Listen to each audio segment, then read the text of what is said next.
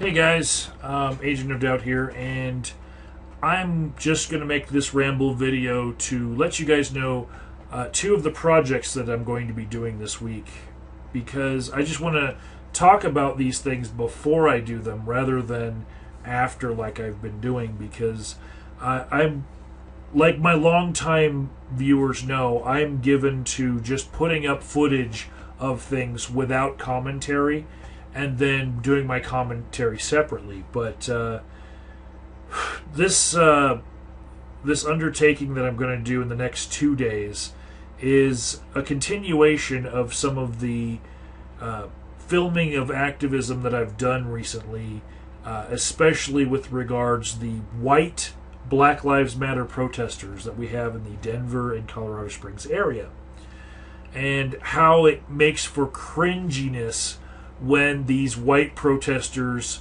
seem to be speaking for black people, when there's plenty of black people in the city, in the community, that just don't want to protest with these white people who have Black Lives Matter slogans all over them, and have created their white people club to be able to protest as Black Lives Matter. And it's called Standing Up for Racial Justice, SURGE for short. And so, because of the cringiness, I'm just drawn to film these guys. And there's two events in particular that are happening this week that I'm going to go to. One's in a couple of hours, and it is hosted by Surge Denver, Standing Up for Racial Justice. But you see that they do have like this banner that got some of them arrested when they locked arms in front of the Denver Police Department. They do have Black Lives Matter written all over their things, right? So this event that they're going to do, it's going to start outside the Denver Library, and they're going to march to some place where they're going to give their demands to someone. And I'm thinking that it's within the police headquarters. Now, the reason why that is something that is very interesting to me is because I see 47 people going, right? And the last time they went to the police headquarters, at least 4 of them got arrested. Now, if you're going to take 47 people through the front door of the police headquarters just to drop off your demands because you couldn't give them, say, in an email, I think that might create a problem if you're trying to use the police department as the stage for your scene. They might tell you, one at a time or just a few at a time. And when they say, no, you can't tell us that we can't all be in here because this is a public place, they might get arrested, And that might be the point of this. So I'm going to go see them march what they say is a maximum of 6 blocks round trip. So they say it's a non-escalation event. Families and children will come, of course, because they like to hide behind children so that they can be more annoying before they get arrested. So that the threshold for being annoying gets a little bit more lax because there's children watching. And then they say, clergy, please come in collar/stole. That would be so that the police know that there's a priest there, so that they can get a little bit more leeway with all of their annoying things before they get arrested. It's hiding behind families, children, and priests. Yay! When you're trying to do a non-escalation event, but all that says to me is that you want to escalate it just so far as you can get away with it before being arrested. They also have this no fuck the police, no police equal pigs or related signage please statement. And that reminds me of the sign that I filmed at their last get-together at the Denver City Council, where there was a sign that said, let's put a leash on these pigs, which wasn't exactly putting their best foot forward. And I think many times that they're not the best advocates for themselves, their own causes, or the causes of other people that they're trying to represent for them. So yeah, I still imagine I'm going to see a "fuck the police" sign, and that's Eric Brandt. He's got a jury trial for having like T-shirts and huge signs that say "fuck the police," and yeah, he likes to be a part of everything. He's like a local mini celebrity, D-list celebrity here for having signs like that, and yeah, it's going to be easy for me to just go down there tomorrow at 8:30, film them as they march to whatever building they want to give off their demands to, and see how that goes. And if they do get arrested, then I'll catch it on video, and we'll see what happens. They already have 4 cases that they're tracking through the court system for people that have locked arms in the name of their group, in front of the police station. So the next event that I'm going to do is the next day on Friday. I could go to this other event that Black Lives Matter 5280, which means Denver. They say that this is their event, but actually it is Empowerment Program. That's the name of the group that's actually throwing it. But they have a block of time to talk between 9:30 and 10:30, shared between Black Lives Matter 5280 and Surge, which might mean just Surge and maybe a token or two Black Lives Matter actual protesters.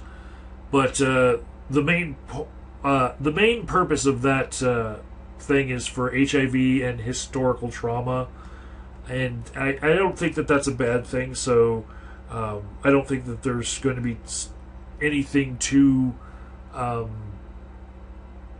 noteworthy or cringeworthy, and nothing that draws my attention to it, because they're giving out free HIV testing, and I think that's wonderful. That's this thing that they're doing at the church in the city, Beth Abraham building. But just like the Occupy movement, in the way that they're basically losing the interest of the public, and so they can't really put a lot of their resources into anything like having a monthly meeting. They're now, instead of having a monthly meeting, just sending everybody to somebody else's event. Just like that, I'm going to say that when they say that there's 39 people going, this is what's different between them and the Occupy movement. It seems like people are taking the social contract of whether or not you're going on Facebook as meaning, you are going when you say you're going, instead of like just a quarter of people showing up like did with the Occupy movement. And that's why when I see 47 people going, I expect at least that many people going when they're going to go to the police station. But you see 39 are going to this thing on Friday, right? Where they're going to learn about HIV and historical trauma. There's another splinter group, just like what happened with the Occupy groups, where there's groups that like to have like teach-ins and have slam poetry and raffles and free lunches and presentations. There's groups that like that, but then there's groups that like action, right? They want to be on the edge. And so I'm going to go to this other one, the splinter group, and they are going to be protesting at a Baptist church in Denver, where the Denver Police Department are set to have a basketball game with black and brown children, right? And so in the details it says, on October 1st, 2016, there's a Denver Police Department event that will pit black and brown community members against law enforcement. It goes on to say, In this moment where tensions are at a historic high between law enforcement and black and brown communities, there is not the trust, mutual respect, peace, nor relationship required to play games with our children. Right? And so when I see this, and I see that, normally these Black Lives Matter protesters are normally white, what I'm expecting to see at this No Cops and Kids protest, Black Children Matter, what I'm expecting to see is a group of white protesters, mostly white protesters, telling a group of mostly black and brown children and their parents that no, they should not be having this basketball game to connect with the police department because the police department hasn't earned your respect by connecting with the community. Which is kind of a chicken or the egg thing in one aspect of it, because how is the police department even supposed to connect with the community if they're not allowed to connect with the community before they connect with the community? Okay? That's just fucking psycho, right? But also, you're going to have white people making the determination that black parents and black children haven't had this this connection with police enough to start having cordial relations with them and playing games like basketball. Why do they think it's their place to say this? I don't know. But I think, personally, that anything that doesn't involve the enforcement of laws and, traffic stops or stop and frisk or, drug sniffing dogs at school, anything that just has policemen interacting with black and brown youth in Denver is a good thing. When it's just like passing out baseball cards or, playing a basketball game like they want to do. I think that that's wonderful. It's a good start. And I can't for the life of me imagine why somebody would want to protest this. But they have 45 people going, right? 45 people going nowadays with these kind of groups, it actually means that about 45 people are going to go. It's not like in the past where people weren't honoring this social contract. I fully expect to see that many people trying to get black kids to stop playing basketball with police officers. With signs that maybe say, these police officers haven't earned your respect yet, so quit playing basketball with them.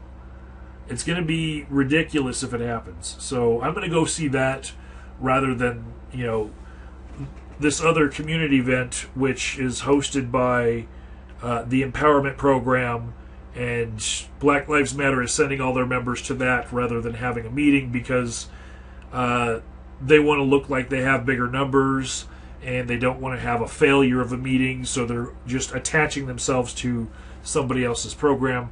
But it's a good program. It's teaching people in the black community in Denver about HIV and the historical trauma it's caused. So I don't really have a problem with that. So I'm going to go to this other thing. Because I'm drawn to train wrecks. That's what it is, people. I'm drawn to fucking train wrecks. And whatever's odd and cringeworthy is more interesting to me. And that's where I think I'm going to be taking my filming activism in the future. I still believe that people have a freedom of speech, but when their speech is strange, that's what draws my camera. I can't help it, people. So, until you see me next time with some footage, take care.